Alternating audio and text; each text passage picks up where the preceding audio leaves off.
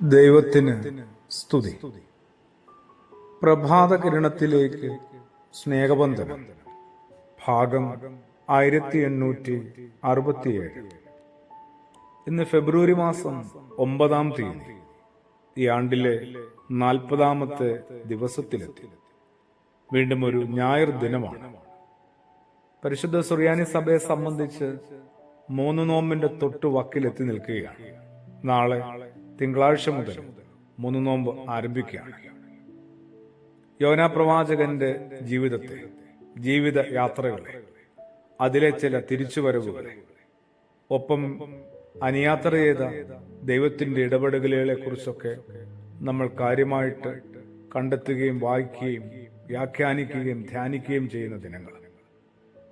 ഒരു നല്ല നോമ്പിന്റെ തുടക്കത്തിൽ എത്തി നിൽക്കുമ്പോൾ കുറെ കൂടി ഹൃദയശുദ്ധിക്ക് വേണ്ടി നമുക്ക് പ്രാർത്ഥിക്കാം.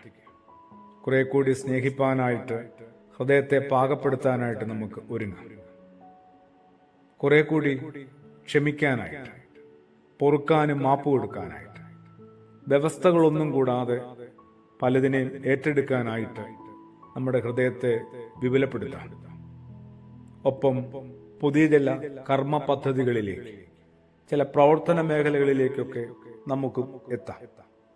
തീർച്ചയായിട്ടും ഒരു നോമ്പിന്റെ ഒരുക്കങ്ങളിൽ ആയിരിക്കും. മനസ്സുകൊണ്ട്, ശരീരം കൊണ്ട്, ആത്മാവ് കൊണ്ട്, പ്രാർത്ഥന കൊണ്ടൊക്കെ അതിനായി ഒരുങ്ങുമ്പോൾ ദൈവം ശലോമോന് കൊടുത്ത അതിശ്രേഷ്ഠമായ ചില സമ്മാനങ്ങളെക്കുറിച്ച്, ദൈവിക കൃപകളെക്കുറിച്ചാണ് ഓർത്തുപോകുന്നത്. രാജാക്കന്മാരുടെ പുസ്തകത്തില് അത് വായിച്ചു കിട്ടുന്നുണ്ട്. ഒന്ന് ജ്ഞാനമായിരുന്നു, വിസ്ഡമായിരുന്നു. എനിക്ക് നിങ്ങൾക്കും തീരെ ഇല്ലാതെ പോകുന്നതും ഇല്ലാതെ പോയതും അത് തന്നെയല്ലേ? കുറെ കൂടി ജ്ഞാനമുണ്ടായിരുന്നെങ്കിൽ ഇത്രത്തോളം നഷ്ടമുണ്ടാകുമായിരുന്നു, ഇത്രത്തോളം ദുരിതത്തിലാകുമായിരുന്നു സ്വന്തം ജീവിതം. ജ്ഞാനത്തിൽ നിന്ന് ശലോമോന് രണ്ടാമത് കിട്ടുന്നത് ഇൻസൈറ്റ് ആണ്, ഉൾക്കാഴ്ചയാണ്. തീരെയില്ലല്ലോ ഓരോരുത്തരുടെയും ജീവിതത്തിൽ.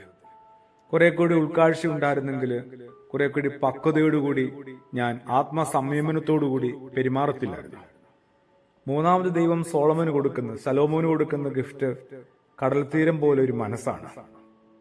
കടൽ തീരം പോലെ ഒരു മനസ്സെന്ന് വിശുദ്ധ വേദഗ്രന്ഥത്തിലെ കാണുമ്പോൾ, വായിക്കുമ്പോൾ വല്ലാത്തൊരു കുളിര് തോന്നുന്നുണ്ട്, വല്ലാത്തൊരു ഉന്മാദം തോന്നുന്നുണ്ട്, വല്ലാത്തൊരു ആഹ്ലാദവും ആശ്വാസവും തോന്നുന്നു. ഒപ്പം വലിയ നിരാശയും ആത്മനിന്ദയും.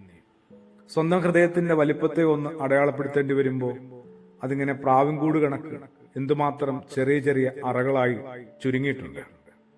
കടൽ തീരം പോലെ ഒരു മനസ്സുണ്ടായിരുന്നെങ്കിൽ ആരെയും ഇത്രത്തോളം തള്ളിക്കളയേണ്ടി വരില്ലായിരുന്നു, അവഹേളിക്കേണ്ടിയും വരില്ലായിരുന്നു. എല്ലാവരും ചേർത്ത് നിർത്തായിരുന്നു, അവരവരുടെ പോരായ്മകളോടുകൂടി. അതെ, പ്രവാചകനായ യോനായുടെ പോരായ്മകളോടുകൂടി അവനെ സ്വീകരിച്ച, അവനെ ഉൾക്കൊണ്ട, അവനോടൊത്ത് യാത്ര ചെയ്ത, അവനെ തിരിച്ചെടുത്ത ദൈവത്തെ പോലെ. ആമേൻ.